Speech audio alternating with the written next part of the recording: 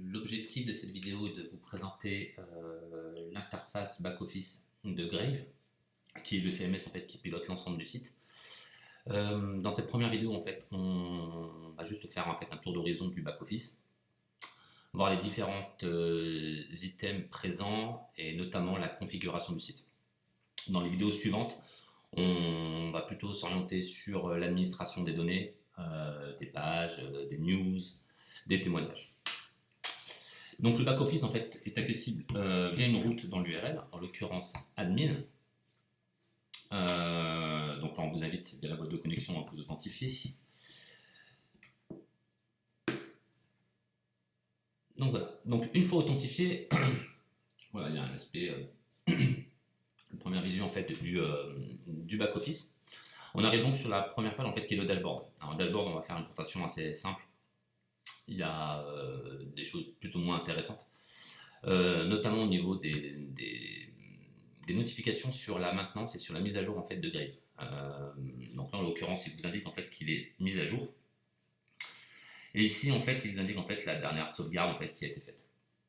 Ici au niveau du panel de droite, plutôt des statistiques de fréquentation, voilà, qu'il faut peut-être plutôt manager avec Google Analytics. Ça permet d'avoir un premier aperçu de visite.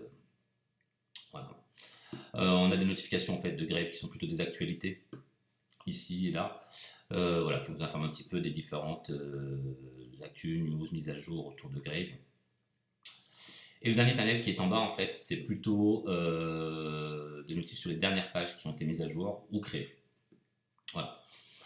Le back-office en fait, est donc orienté avec un panel à gauche sur lequel on va accéder en fait, à l'ensemble des données. On reviendra après détail par détail sur ces items.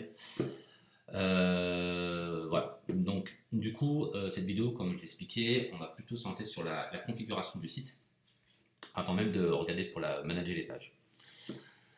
Donc, la configuration, en fait, c'est assez simple. On a donc en premier lieu un bouton configuration. Donc, dans cette configuration, en fait, c'est l'ensemble des paramétrages du site. Alors, quand je dis l'ensemble des paramétrages, en fait, ça va être des données de paramétrage sur les langues, sur les médias, sur la sécurité, sur pas mal de choses.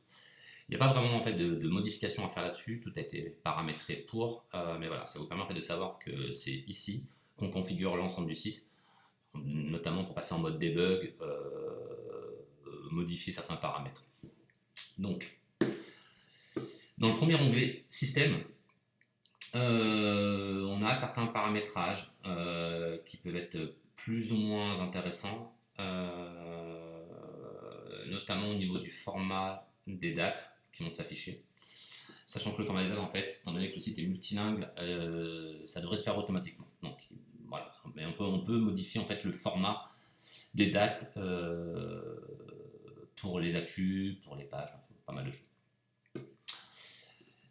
Dans l'onglet langue, on a les langues en fait, qui sont prises en charge. En fait, Grave en fait, est un système qui permet d'être multilingue.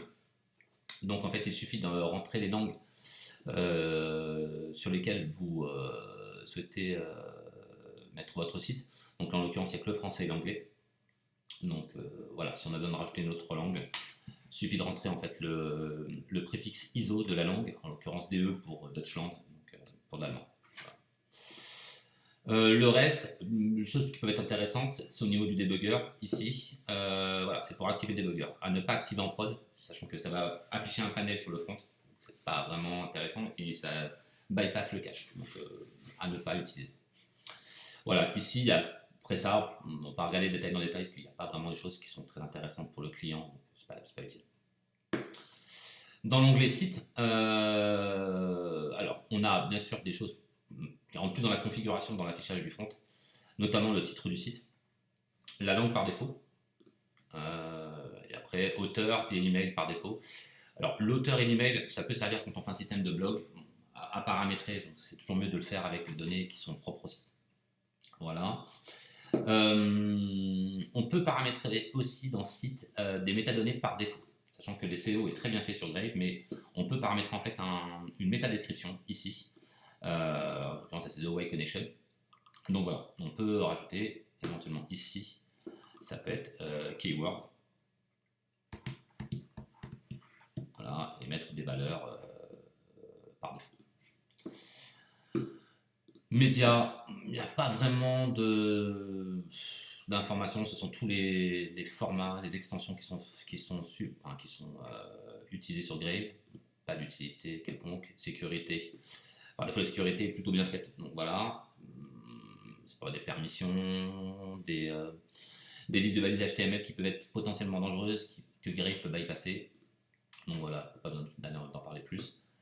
Et ici dans le système, information en fait, c'est plutôt pour avoir la configuration du serveur sur lequel est installé le site, sa version de PHP bien sûr, avec les différents plugins. Voilà, c'est en grosso modo c'est un PHP info. Donc sur la configuration, il n'y a pas vraiment de choses importantes à savoir. Par contre, on va regarder plus dans la configuration en fait, du thème qui va nous intéresser, la configuration des plugins. Donc configuration du thème, en fait par défaut, Grave utilise un système de thème. Pour ce site-là, il n'y en a qu'un seul, qui est le thème de The Way Connection. Donc on s'aperçoit qu'il y a bien un seul thème, mais on peut switcher, en mettre plusieurs. Enfin, il y a beaucoup de thèmes qui existent. En l'occurrence, sur Grave, sur The Way Connection, il est très dédié. Donc, il y a du paramétrage qu'on peut utiliser en fait pour The Way Connection. Donc, quand on clique dessus, on va retrouver ici l'ensemble des configurations propres au thème. Donc, on a en premier lieu en fait une variable qui s'appelle Active animation. Cette animation en fait correspond en fait à l'animation qui est sur la page d'accueil du site, qui peut être en fait animée ou non animée. En l'occurrence, elle est animée, mais on peut le désactiver bien sûr, et on peut cliquer surtout. Il faut cliquer sur enregistrer en haut à droite. En l'occurrence, on va pas toucher. Et il y a aussi le paramétrage ici des différents liens des réseaux sociaux. Donc, ils vont s'afficher en fait, les liens vont s'afficher sur les pictos du site. Donc voilà. Donc une fois qu'on a fait son paramétrage, on enregistre. Il n'y a plus rien à faire. Donc là, pour les thèmes, il n'y a rien d'autre à savoir que ça. Pour le paramétrage des plugins, alors par défaut, en fait, Grave est installé sans plugin. Donc nous, on a installé des plugins qui sont propres au site, avec chacune des fonctionnalités bien dédiées. Celles qui vont nous intéresser, celles que je vais vous montrer, les autres n'ont pas de paramétrage particulier à faire. En premier lieu, en fait, on a l'email. Alors, cette notion d'email, en fait, c'est le paramétrage en fait des emails sur le site, donc à travers les formulaires. Donc tous les mails, donc là ça a été paramétré, tous les mails ont besoin d'avoir une passerelle SMTP pour être envoyés et une passerelle SMTP qui soit whitelistée, pour éviter de trouver des mails qui sont en spam. Donc le paramétrage a été fait ici, donc c'est une passerelle SMTP, bien sûr. Il faut aussi paramétrer en fait les adresses, les paramétrages des données d'adresse par défaut. Donc le from adresse bien sûr, à changer. Le from name, donc qui correspond généralement au nom du site. Le to adresse. Alors le to adresse, en fait, c'est à qui va être destiné les emails, tous les emails du site, des formulaires de contact, ce genre de choses. Après, on paramétrait bien sûr les BCC, les CC, plein de choses comme ça. Au niveau de la configuration du SMTP, c'est ici qu'on configure en fait la passerelle SMTP du site. Donc en l'occurrence, là c'est Mandrill, mais ça peut être Mailjet, ça peut être votre propre passerelle SMTP, ça peut être Google, enfin, ça peut être plein de choses. La notion d'email queue ne va pas être évoquée ici. En fait, grosso modo, c'est pour éviter d'envoyer des mails directement après le clic sur le envoyer. Ils vont être en fait mis dans une file d'attente et la file d'attente va les traiter au fur et à mesure. Donc sur l'email, bien sûr, toujours penser à enregistrer les configurations en haut à droite. Ce système est le même partout. On va regarder donc après d'autres petites choses. Alors, donc le plugin Google Analytics. Donc ça, une fois que le site est en place et qu'on a un tracking Analytics à placer, c'est très simple, vous cliquez dessus.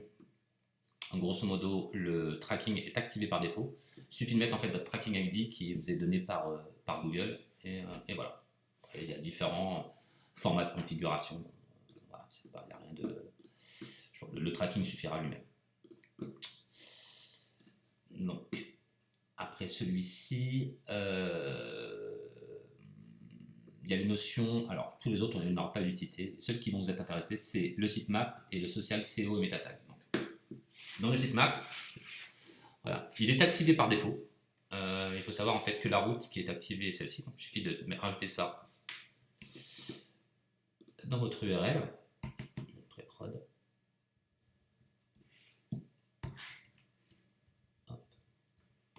Et donc vous allez tomber sur le sitemap du site. Voilà, qui est qui permet en fait à Google de pouvoir référencer les pages. Donc il n'y a absolument rien à faire, hormis de désactiver ou de demander en fin de compte la fréquence de mise à jour du sitemap.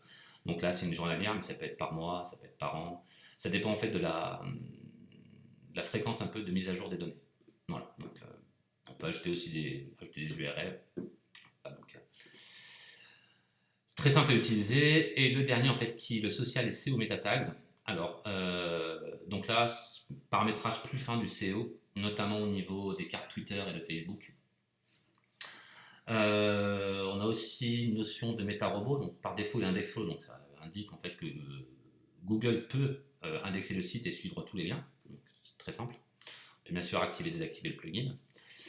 Ici dans les cartes Twitter, donc généralement il y en a juste à indiquer en fait le compte Twitter associé. Et sur Facebook, c'est dans le cas, donc on active bien sûr les Open Graph qui sont très importantes, et il peut y avoir aussi un ID d'application à paramétrer si on a créé une appli avec des notions très poussées sur le partage sur Facebook. Voilà, donc toujours enregistré. Donc, voilà. Donc concernant les plugins, il n'y a que ces derniers qui sont importants, le reste sont plutôt des plugins qui sont utilisés pour le développement et qui n'ont aucune interférence avec le site en direct. Donc voilà, sur les plugins. Sur la configuration, voilà, les trois choses à voir. Donc c'est le premier onglet, c'est la configuration globale, la configuration des plugins ici et la configuration du thème, voilà, pour des notions de paramétrage, d'affichage. Il y a un onglet en fait tout en bas qui s'appelle outils. Alors outils, il y a une seule et unique fonctionnalité en fait qui est la sauvegarde du site. Donc voilà, très important parce que du coup ce paramétrage va être fait automatiquement, parce qu'il peut être mis dans une cron et donc mettre des sauvegardes tous les jours avec une rétention voilà, de 25. Voilà, donc ça peut être 25 jours, ce genre de choses. Donc voilà, il n'y a pas grand chose à savoir là-dessus, ça se fait plus ou moins tout seul. Donc voilà un petit peu pour le tour d'horizon un petit peu de la configuration. Ce qu'on va évoquer dans la vidéo suivante, c'est le paramétrage donc, du site. Donc, ce qui est intéressant, donc l'ajout d'actualité, l'ajout de témoignages, la mise à jour des contenus, ce genre de choses. Donc voilà, à tout à l'heure.